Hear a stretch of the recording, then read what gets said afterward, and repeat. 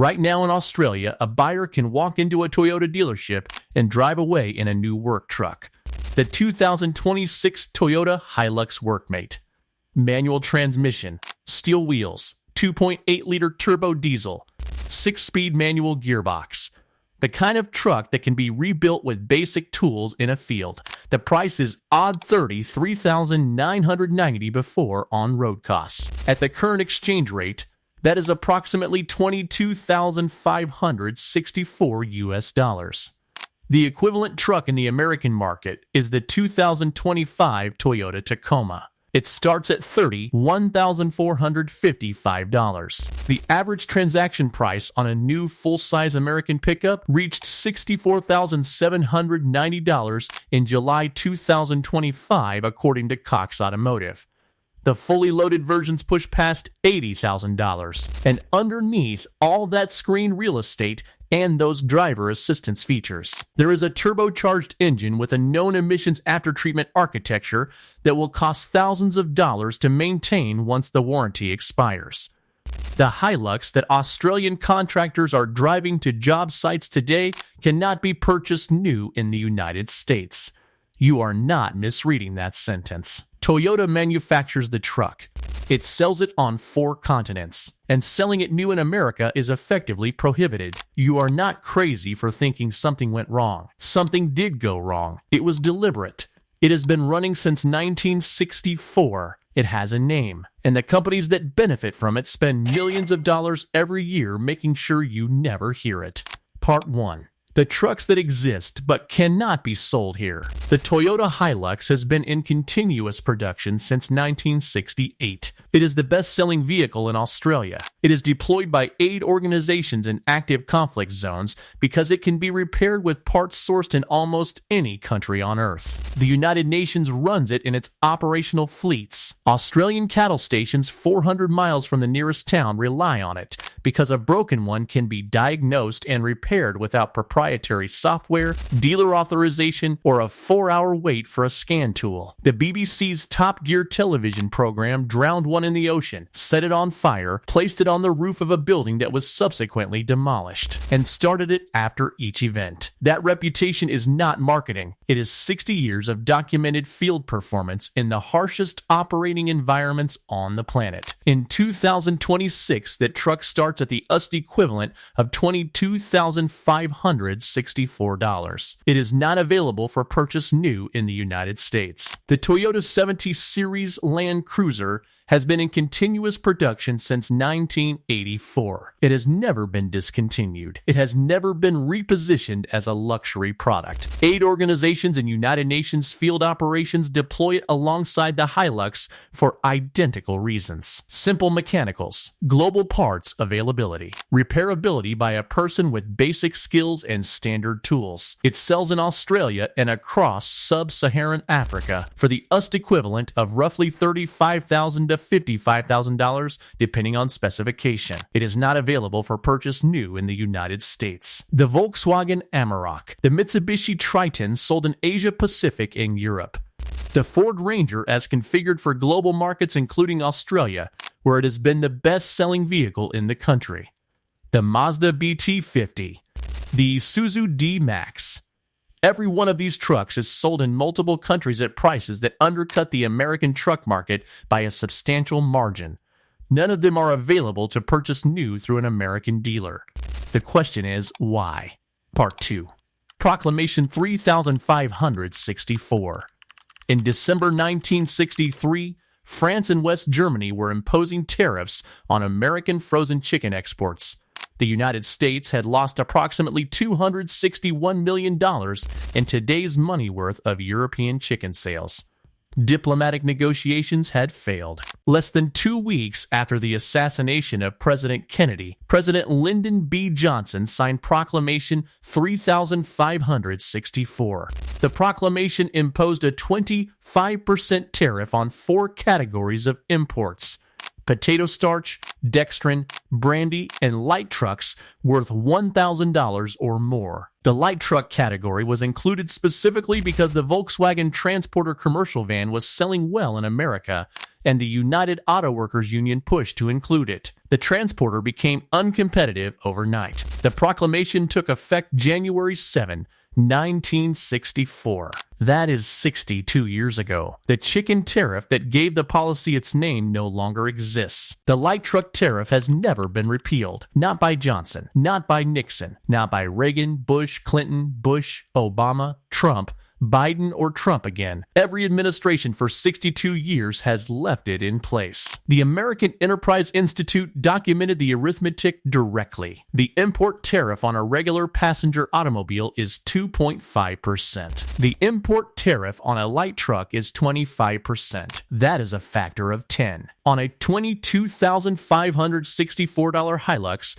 a 25% tariff adds $5,641 before the vehicle clears customs. Add shipping, compliance costs, and dealer margin, and the economics of importation become unworkable. A truck that Toyota sells for $22,564 in Sydney would need to be priced at $35,000 or more in an American showroom to cover the tariff and delivery costs alone. At that price, it is no longer competing with the $22,564 truck in Australia. It is competing with trucks that have already been in the American market for decades and whose manufacturers have optimized every aspect of their pricing for a market with no import competition. The American Enterprise Institute noted directly, the truck share of the U.S. vehicle market has been above 50% in every year since 1999 except 2008 and 2009. Detroit never had to compete on price for that segment. The competition was tariffed out of existence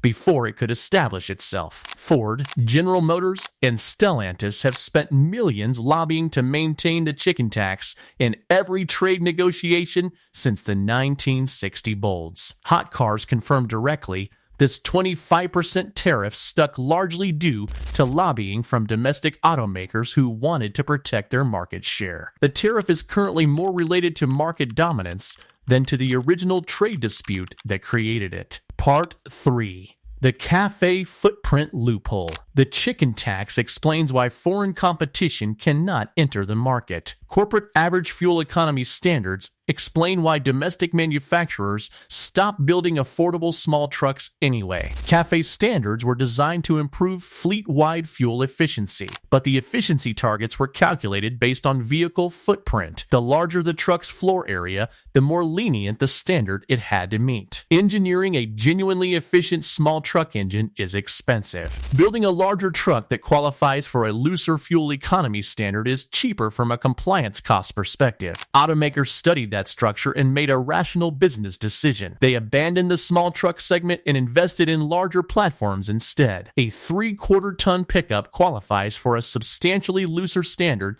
than a compact work truck ever would. And a fully loaded 3/4 ton diesel pickup carries a profit margin that a $22,000 compact work truck could never come close to matching. Without affordable small trucks anchoring the low end of the market, the entire pricing floor rose. The Ford Ranger was discontinued in the United States after the 2011 model year. The Chevrolet S10 ended production in 2004. When the Ranger returned for 2019, it started at prices that would have been unthinkable for the truck it replaced.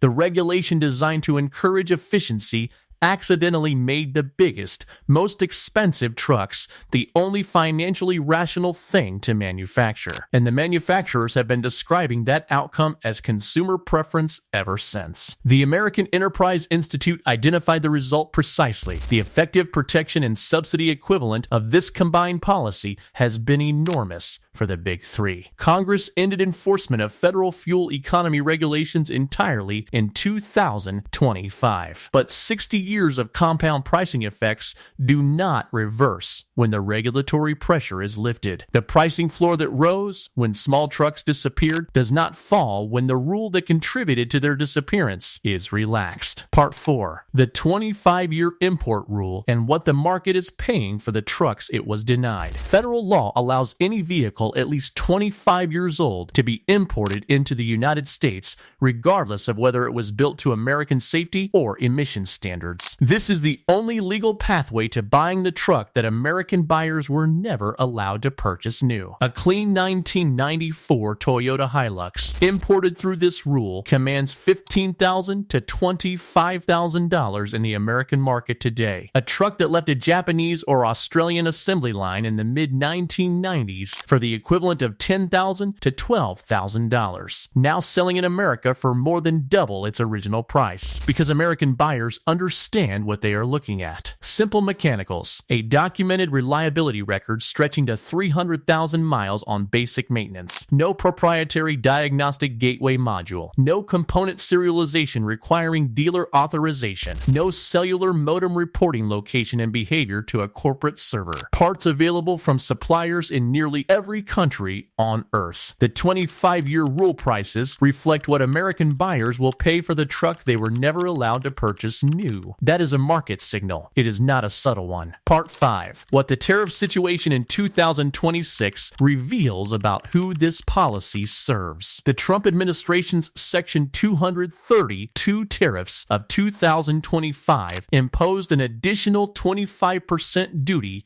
on imported vehicles and automotive components. These tariffs were designed to protect domestic manufacturing. The industry that the chicken tax has protected since 1964 is now also subject to these additional tariffs on components sourced from Mexico and Canada. General Motors projected a $4 to $5 billion reduction in profits from the 2025 tariff structure, according to KBB and Automotive News. Stellantis projected a $2.68 billion loss in the first half of 2025, attributing it directly to tariff effects. The companies that lobbied for 62 years to maintain the chicken tax to protect their market share from foreign competition are now absorbing the cost of additional tariffs on their own supply chains. The chicken tax protected domestic automakers from price competition. The 2025 Section 232 tariffs are raising their production costs. The consumer who paid for the absence of competition since 1964 is now also being asked to pay for the cost increases